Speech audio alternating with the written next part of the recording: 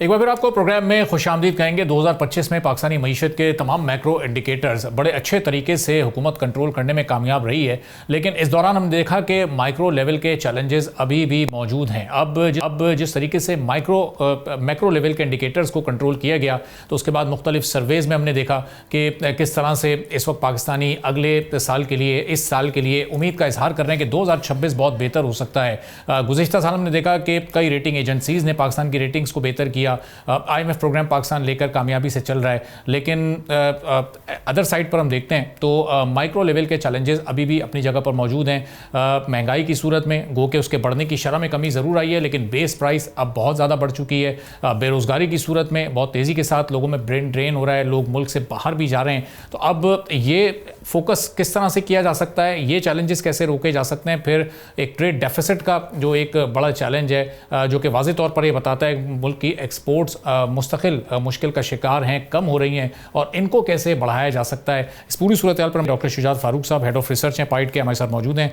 बहुत शुक्रिया डॉक्टर साहब, प्रोग्राम के लिए आपने वक्त निकाला। अब हम देख रहे हैं कि जो बड़े इंडिकेटर्स हैं मैक्रो लेवल पर, दुनिया की जिस पर नज़रें होती हैं, वो तो बड़े अच्छे तरीके से अंडर कंट्रोल हैं, लेकिन माइक्रो लेवल पर लोगों को अभी भी मुश्किलात दरपेश हैं। कैसे इन दोनों के दरमियान एक बैलेंस पैदा किया जा सकता है डॉक्टर साहब? जी बहुत शुक्रिया जी।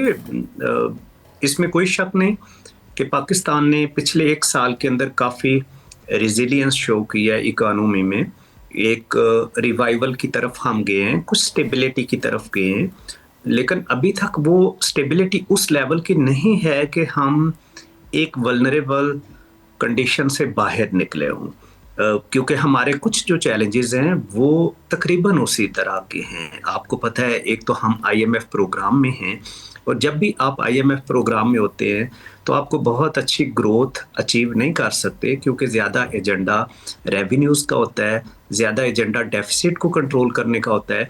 तो जो अभी आपको ज़्यादा प्रोग्रेस नज़र आ रही है, वो शायद आपको इन्हीं चीज़ों में नज़र आ रही है कि जहाँ पे हमारे जो टैक्स रेवेन्यूज़ हैं वो सिग्निफिकेंट बढ़े हैं, जो हमारा करंट अकाउंट डेफिसिट है उसको हमने बेहतर किया है, लेकिन ग्रोथ आपको पता है कि हम अभी भी शायद 3% के अराउंड बोर्ड ग्रो कर रहे हैं, और इस साल भी जो चांसेस हैं वो तकरीबन हमको 3.5% पे ग्रो करेंगे।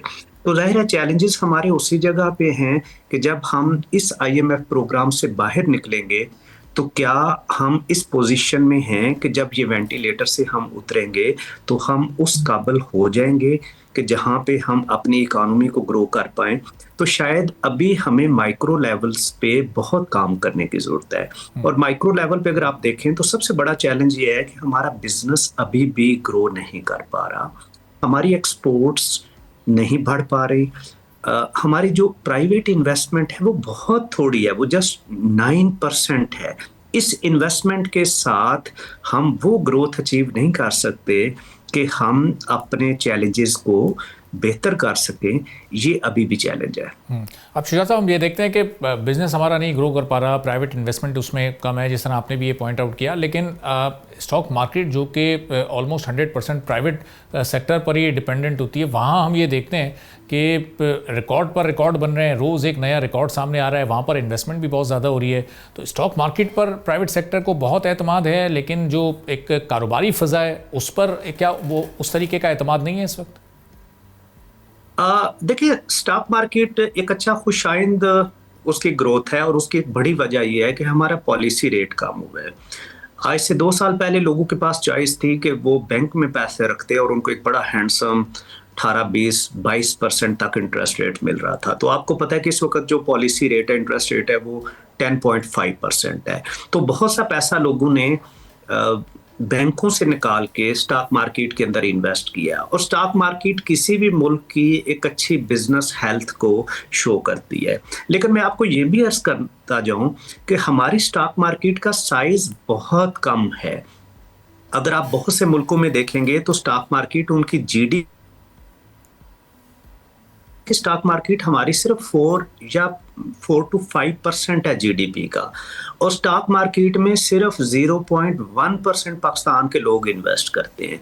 लेकिन हमें इस स्टॉक मार्केट की बढ़ती हुई सूरत हाल को देख के इसको और बेहतर करना चाहिए, क्योंकि स्टॉक मार्केट किसी भी मुल्क में एक बिजनेसमैन के लिए कैपिटल लेने के लिए और अपने बिजनेस को एक्सपैंड करने के लिए सबसे बड़ा जरिया है। तो ये एक टाइम है कि जहां पे इस स्टॉक मार्केट में हमारी इसकी एक्सपेंशन होनी चाहिए, वर्टिकल भी। वो कंपनीज जो स्टॉक मार्केट में लिस्टेड है वो एक्सपोर्ट की तरफ भी जाएं और लोग भी स्टॉक मार्केट में आए, और लोग जो प्रॉपर्टी के अंदर, गोल्ड के अंदर या इस तरह की डेड इन्वेस्टमेंट के अंदर पैसा सेव कर रहे हैं, वो शायद हमारे बिजनेसेस के अंदर आएगा, तो यहाँ से हमारी मैशत चलेगी। सही। अब शुजा साहब, 1.5 साल तकरीबन हमारे पास या पौने 2 साल का अरसा इस वक्त मजीद है जो हम IMF प्रोग्राम में रहेंगे। तो अब जब ये 2027 में इख्तिताम पजीर होगा तो उसके बाद हमें अब जो इस वक्त के इकनॉमिक इंडिकेटर्स हैं उनको देखते हुए आपको क्या लग रहा है, एक और प्रोग्राम की ज़रूरत पड़ेगी या इन 1.5 पौने 2 साल में हम कुछ ऐसे स्टेप्स ले सकते हैं कि फिर इस प्रोग्राम को हम एक ब्रेक लगा सकते हैं?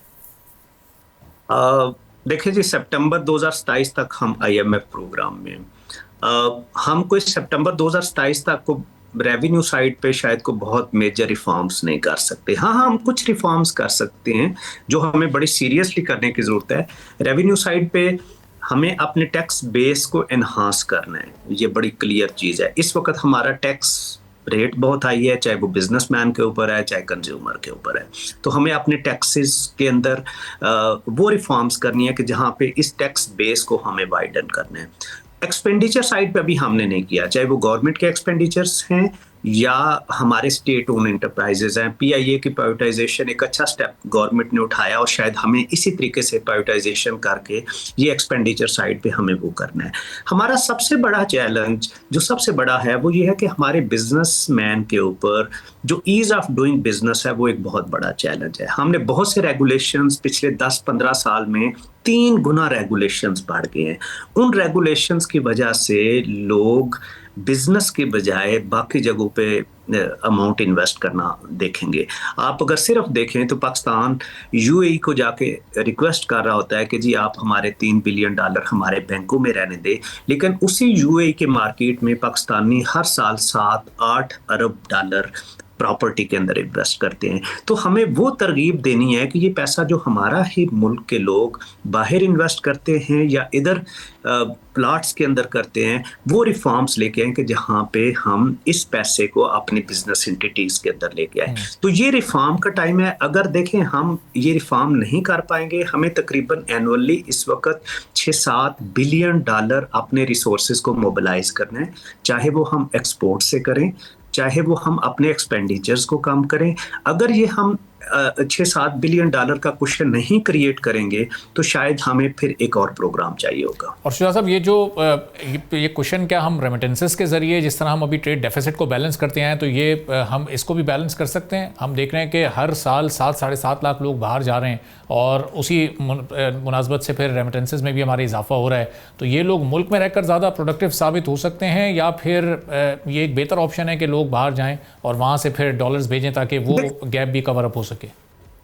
देखें, इस वक्त अगर आप पॉपुलेशन हमारी लेबर फोर्स ग्रोथ देखेंगे तो हर साल हमारी लेबर फोर्स 4% ग्रो कर रही है।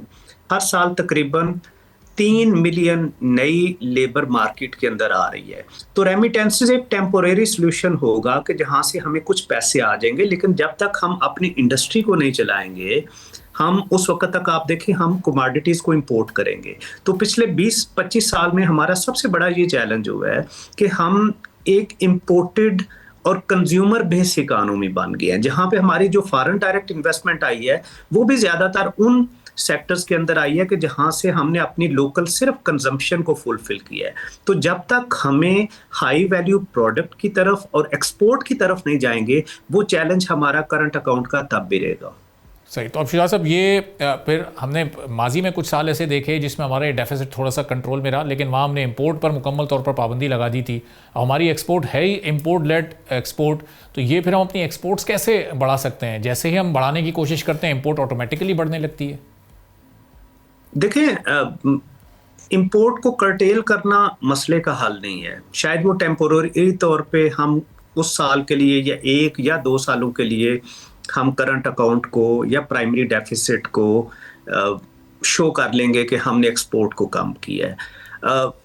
अगर आप एक रॉ मटेरियल इंपोर्ट करके वैल्यू एडिशन करके एक्सपोर्ट करते हैं बांग्लादेश की तरह, तो ये दुनिया में कई कंट्रीज कर रहे हैं कि जहाँ पे वो वैल्यू एडिशन करके एक्सपोर्ट करते हैं। तो देखें, हमें शायद यही बांग्लादेश वाले मॉडल की तरफ जाना होगा। वियतनाम को आप देख लें, ये बहुत से आपको कंट्रीज मिलेंगे कि जहाँ पे वो इंपोर्ट करके रॉ मटेरियल को उसको एक्सपोर्ट की तरफ लेके जाते हैं। तो देखें, हमें जब तक हम अपनी वैल्यू एडिशन नहीं करेंगे, चाहे वो एग्रीकल्चर है चाहे इंडस्ट्री है, हमारे पास 2-3 सेक्टर्स ऐसे हैं कि जिनके अंदर बड़ा ह्यूज पोटेंशियल है, उनके अंदर हमें इसको कैपिटलाइज करना है और उसी से आपकी जो लोकल जॉब क्रिएशन है वो होगी, उसी से आपकी ग्रोथ होगी। ठीक है, बहुत बहुत शुक्रिया डॉक्टर शुजात फारूक साहब, हेड ऑफ रिसर्च पाइट से हमारे साथ मौजूद हुआ। आपने सुनी, इसी के साथ नाज़रीन आज के प्रोग्राम से इजाजत दीजिए। अल्लाह हाफ़िज़। सब्सक्राइब करें और बेल दबाएं ताकि कोई खबर रह न जाए।